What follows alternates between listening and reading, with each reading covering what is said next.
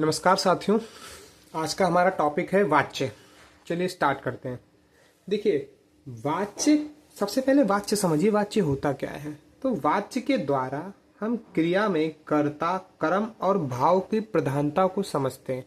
देखिए, वाच्य जो है एक प्रकार के वाक्य ही होते हैं, लेकिन उनमें किसी में कर्ता की प्रधानता होती है, किसी में कर्म की प्रधानता होती है और किसी में भाव की प्रधानता होती है। ठीक है, ये होते हैं वाच्य।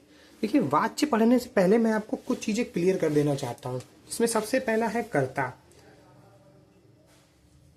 उसके बाद दूसरा होता है कर्म और तीसरी क्रिया। देखिए, मेरे हिसाब से आप इन सब चीजों को जानते होंगे, लेकिन फिर भी मैं एक बार बता दूं।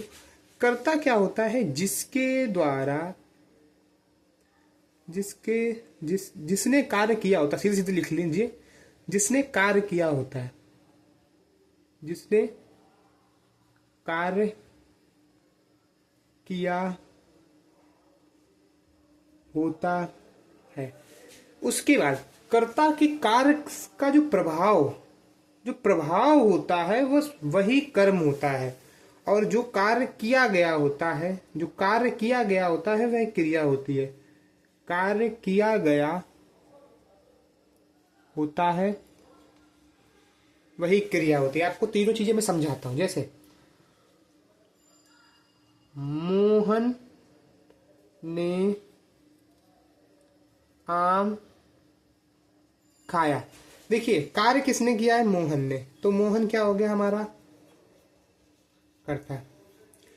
मोहन के खाने का प्रभाव किस पर पड़ा है? आम पर। तो आम क्या हो गया? मेरा कर्म। और दूसरा खाना क्या हो गई? हमारी क्रिया। और ने क्या है? ने कारक चिन्ह है। ठीक है, ये आपके वाक्य का पूरा डिवीजन हो गया। आपको ये चीज समझ में आ गई, कौन सा कर्ता, कौन सा कर्म और कौन सी क्रिया। अब हम आपको वाच्य के विषय में पढ़ाते हैं कि आखिर वाच्य कितने होते हैं और कौन कौन से होते हैं। देखिए, हिंदी में वाच्य 3 प्रकार के हैं। वाच्य कितने हैं? 3 प्रकार के। कौन कौन से? नंबर 1 है कृत्यवाच्य, जिसको कर्तावाच्य भी जनरली बोल देते हैं, क्योंकि इसमें कर्ता की प्रधानता होती है। दूसरा होता है कर्मवाच्य, और तीसरा होता है भाववाच्य। हम तीनों वाच्यों को एक एक करके पढ़ते हैं। देखिए, सबसे पहले हम बात करते हैं कृत्यवाच्य की। तो देखिए, कृत्यवाच्य क्या है? मैंने आपको पहले ही बताया कि इसमें पहली चीज आपको क्या याद रखनी है? कि इसमें कर्ता की प्रधानता होगी। एक चीज आप लिख लें। उसके बाद दूसरा, इसमें ने कारक चिन्ह लगा होगा। ने कारक चिन्ह लगा होगा। 2 चीजें। और तीसरा पॉइंट, जब कर्ता के अनुसार क्रिया बदले। कर्तवाच्य के में आपको सिर्फ 3 चीजें याद रखनी है। सबसे पहली, कर्ता प्रधान होगा। दूसरा, ने कारक चिन्ह होगा। और तीसरा, जब कर्ता के अकॉर्डिंगली क्रिया बदले। अब आपको एग्जांपल्स बताते हैं। सबसे पहले, राम ने दूध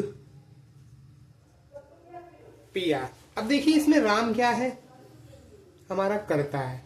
अब मैं आपको सारी चीजें इसी में बता देता हूं। देखिए, कर्ता के द्वारा कार्य क्या किया गया है? पीना। तो पीना क्या होगी? हमारी क्रिया। आप ऐसे ही पूरे वाक्य का डिवीजन करेंगे। उसके बाद दूध क्या है? दूध हमारा कर्म है।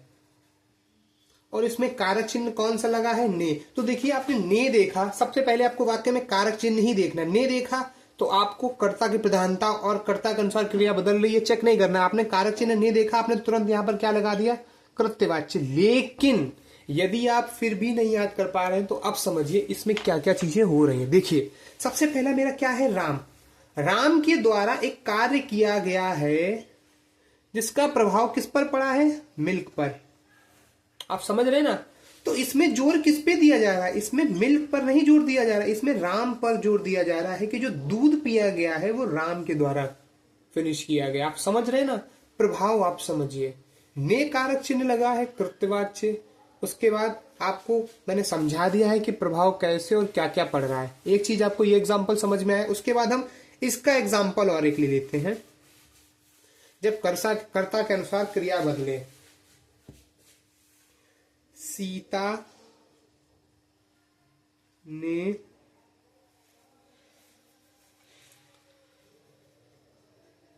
किताब, अरे किताब तो फिर किताब भी स्त्रीलिंग हो जाती है, तो सीता ने किताब, यही लिख लीजिए, किताब पढ़ी। अब देखिए किताब वैसे पढ़ी ही जाती है। इसमें एक एग्जाम्पल मुझे ऐसा मिल गया है जिसमें जो हमारा कर्म है वो भी स्त्रीलिंग ही और क्रिया भी स्त्रीलिंग ही है।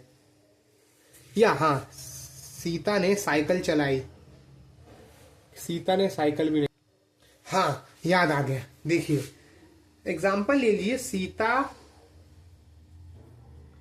पुस्तक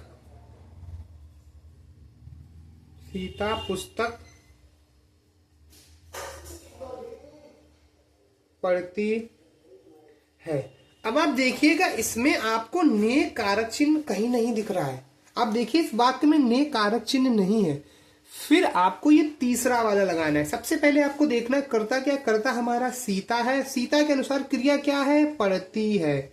आपको जैसे ही ये चीज दिखे कि कर्ता के अनुसार क्रिया बदल रही है तो मतलब ये कौन सा वाच्य हो गया, कृत्यवाच्य। एक इसका सेम टू सेम एग्जांपल ले लेते हैं, राम पुस्तक, देखिए पढ़ता है। अब देखिए यहां पर राम हमारा क्या है, पुल्लिंग, और राम के अनुसार हमारी क्रिया फिर बदल गई, पढ़ता हो गई, तो ये भी क्या है, ये भी कृत्यवाच्य। तो आपको कृत्यवाच्य समझ में आया। तीन चीजें याद रखनी है, कर्ता प्रधान होगा। पहली चीज, क्वेश्चंस दो प्रकार से सॉल्व करने हैं। पहला आपको ने कारक चिन्ह देखना है, यदि ने कारक चिन्ह है तो कृत्यवाच्य, यदि ने कारक चिन्ह नहीं लगा है तब आपको देखना है कि जो हमारा कर्ता है, कर्ता के अनुसार क्या क्रिया बदल रही है। तुमने देखा सीता हमारा इसमें कर्ता था, कर्ता के अनुसार क्रिया बदली तो कृत्यवाच्य। यहाँ पर राम था, राम के अनुसार क्रिया बदली तो ये कृत्यवाच्य। आपको कृत्यवाच्य समझ में आ गया। उसके बाद हम पढ़ते हैं भाववाच्य के विषय में। अब देखिए वाच्य का दूसरा प्रकार है, देखिए भाववाच्य के से पहले हम कर्मवाच्य पढ़ लेते हैं। कर्मवाच्य, देखिए कर्मवाच्य में सबसे पहली चीज इसमें क्या प्रधान होगा, कर्म। मैंने आपको बताया था कि जो प्रभाव पड़ता है वही कर्म होता है, तो पहले इसमें कर्म की प्रधानता होगी। उसके बाद दूसरा, इसमें द्वारा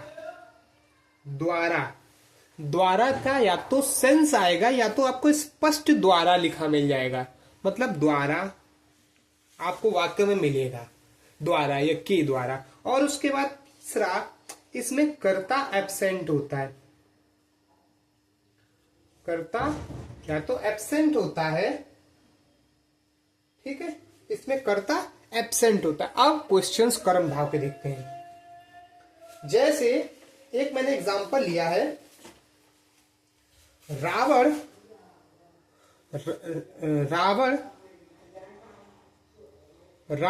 मारा गया। अब आप इस बात में मुझे ये बताइए कि कृत्यवाच्य है या कर्मवाच्य है। देखिए आप यदि देखेंगे ध्यान से तो रावण पर प्रभाव पड़ रहा है ना। आप इस चीज को समझिए, रावण मारा गया मतलब रावण को मारने वाला कोई और है, और हमने कर्ता के विषय में क्या पढ़ा है कि वह जो कार्य करता है वो कर्ता हो, जो कार्य को संपन्न करता है वही कर्ता होता है, और जिस पर प्रभाव पड़ा वो क्या होता है, वो हमारा कर्म होता है। आप समझ रहे हैं ना। तो रावण पर प्रभाव पड़ा है ना, किसका, उसको मारा गया है। किसने मारा होगा, किसी ने मारा होगा, मतलब इस वाक्य में कर्ता क्या है, एब्सेंट। और जब कर्ता एब्सेंट है तो इसमें कौन सा वाच्य है, कर्मवाच्य। आप इस प्रकार के वाक्यों को अपने से कुछ वर्ड्स लगा के कर सकते हैं, जैसे रावण मारा गया। तो अब इसको आप कैसे लिख सकते हैं? आप इसको अपने द्वारा दिमाग में लगा के लिख सकते हैं, राम द्वारा। देखिए, इधर कोई परिवर्तन नहीं करना है, आपको यहाँ पे कुछ ऐसा ऐड करना है जिससे ये सेंटेंस सीधा बना रहे। तो आप लगाइए, राम द्वारा रावण मारा गया। आपने देखा द्वारा लग गया, तो आपको द्वारा वाली ट्रिक समझ में आ गई। देखिए, ये इसलिए है कि आप इस चीज को थोड़ा सा ध्यान रख पाए। दूसरा, मैंने आपको एक चीज बताई है प्रभाव वाली। आप प्रभाव को देखिए, प्रभाव, रावण पर प्रभाव पड़ रहा है मरने का, आपको मैंने समझा दिया। एक और एग्जाम्पल ले लेते हैं, खेत जोता गया। अब आप फिर से बताइए, इसमें खेत क्या है? आप समझिए, खेत पर तो प्रभाव पड़ रहा है ना, है ना। और हमने प्रभाव को क्या समझा है? हमने समझा है कि जब कर्ता के जो कोई भी कार्य किया जाता है उसके द्वारा जो प्रभावित होता है वही हमारा कर्म होता है। तो खेत तो प्रभावित हो रहा है, किससे? जोते जाने से। इसका मतलब इस प्रभाव को किसी ने संपन्न किया है, इस जोतने को किसी के द्वारा संपन्न किया गया है, और इसमें कर्ता फिर से एब्सेंट, और जब कर्ता फिर से एब्सेंट है तो इसमें कर्म। और मैंने जो आपको बाद में बताया था कि किसान द्वारा, ये आप अपने से ऐड कर लीजिए और सेंटेंस को कंप्लीट करके आप इसको बना सकते, किसान द्वारा खेत जोता गया। आप इस चीज को समझ रहे हैं कि कर्म वाच्य में किसकी प्रधानता होगी? कर्म की। या तो द्वारा लिखा होगा, द्वारा नहीं लिखा है तो कर्ता एब्सेंट होगा। और जब कर्ता एब्सेंट, अब देखिए, कर्ता और कर्म की आपको अच्छी सी पहचान होनी चाहिए, है ना, वो चीज आपको याद। एक और एग्जाम्पल लेते हैं इसका एक और एग्जाम्पल ले लेते हैं, लेख लिखा गया। लेख लिखा गया। अब फिर से इस विषय में आप मुझे बताइए कि इसमें कर्म है या कर्ता है, क्या है? तो हमने देखा इसमें लेख को लिखा गया है, मतलब क्या है? ये लेख स्वयं तो लिखा नहीं गया होगा, किसी के द्वारा लिखा गया। मतलब ये जो लेख है, लेख के लिखने से जो प्रभावित है वो तो हमारा लिखना हो गया, है ना। लिखने से, इस लिखने की क्रिया को संपन्न तो किसी तीसरे ने किया होगा ना, आप समझिए। तो यहाँ पर आप कुछ भी ऐड कर लीजिए, राम द्वारा लेख लिखा गया। और जब आपने द्वारा देख लिया तो आपको तुरंत मिल गया कौन सा? कर्मवाच्य। ऐसे ही गीत गाया गया। अब गीत स्वयं तो गा नहीं दिया जाएगा, गीत किसी ना किसी ने गाया होगा ना। ये गीत गाना क्रिया कोई स्वयं तो संपन्न कर नहीं सकता है, तो गीत गाया गया।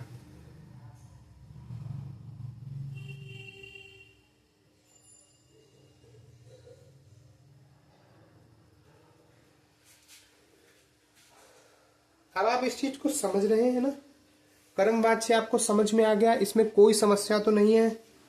उसके बाद हम पढ़ते हैं भाववाच्य। देखिए, आप एक चीज और समझ लीजिए, कर्मवाच्य में मैं आपको एक चीज और बता दूं। कर्मवाच्य में या तो चौथा पॉइंट इसको लिख भी लीजिए कि जब हमारा कर्ता नॉन लिविंग हो, कर्ता निर्जीव हो या नॉन लिविंग अच्छे समझ लीजिए आप, नॉन लिविंग हो तब भी कर्मवाच्य होता है। जैसे सड़क बन रही है। अब आप फिर से देखिए, आप इस चीज को समझिए, सड़क क्या है? सड़क तो प्रभावित कारक है ना। इस सड़क खुद तो बन नहीं रही होगी, ये किसी ने बनाई होगी ना, तो किसी के द्वारा ही तो ये सड़क बन रही होगी। अब द्वारा आ गया तो आप इसी पे जाइए। ऐसे ही पतंग उड़ाई गई या उड़ रही है। सड़क बनाई गई है ना, यहाँ पर बनाई गई है, कुछ भी आ जाए आप इस चीज को तुरंत समझे। पतंग उड़ रही है, उड़ाई गई है ना, कुछ भी आ जाए आप इस चीज को बहुत अच्छे से समझ लीजिए कि द्वारा लगा हो, कर्ता एब्सेंट हो या फिर कर्ता नॉन लिविंग हो, तो आप कहाँ पे जाएंगे? निश्चिंत होके कर्मवाच्य पे। उसके बाद हम लोग समझते हैं वाच्य का तीसरा पार्ट, जो कि है भाववाच्य। देखिए, भाववाच्य। भाववाच्य के लिए विषय में आपको सबसे पहली चीज क्या याद रखनी है, इसमें भाव की प्रधानता होगी। भाव की प्रधानता होगी।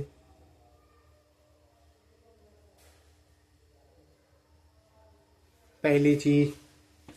उसके बाद दूसरा, इसमें असमर्थता दिखाई जाएगी, सामान्यता नहीं आएगा। सामान्यता नहीं आएगा, लेकिन वो नहीं कैसा होगा, नहीं होगा एक वचन, एक वचन, पुल्लिंग और अकर्मक। ये दो चीजें आपको याद रखनी है। इसके अतिरिक्त भाववाच्य में आपको तीसरी चीज जो इंपॉर्टेंट है, से कारक चिन्ह मिलेगा। काम खत्म। आपके लिए भाववाच्य में इसके अतिरिक्त आप कुछ भी नहीं समझेंगे। यदि इससे अतिरिक्त क्वेश्चन आता है तो उस क्वेश्चन को रट लें, कुछ भी करें, पर आप भाववाच्य में इससे अतिरिक्त चीजें मत याद करिएगा। यदि आप ज्यादा पचड़े में फंसेंगे तो आपके लिए क्वेश्चंस करना बहुत टफ हो जाएगा। आप एक दो एग्जांपल ले लीजिए, जैसे उससे चुप नहीं रहा जाता, या मुझसे, अब देखिए, मुझसे कुर्सी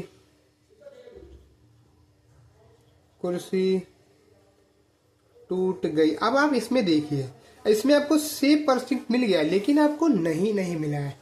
कोई बात नहीं, आपने देखा एक वचन कुर्सी अकर्मक है टूटना, और एक वचन सारी चीजें पुल्लिंग है। आपने ये वाली कंडीशन फॉलो कर ली है ना।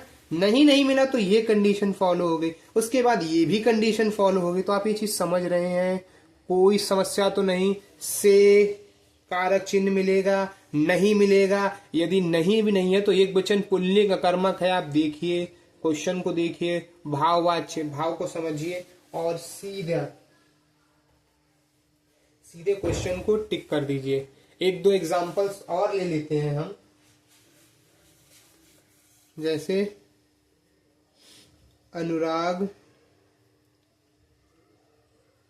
अनुराग से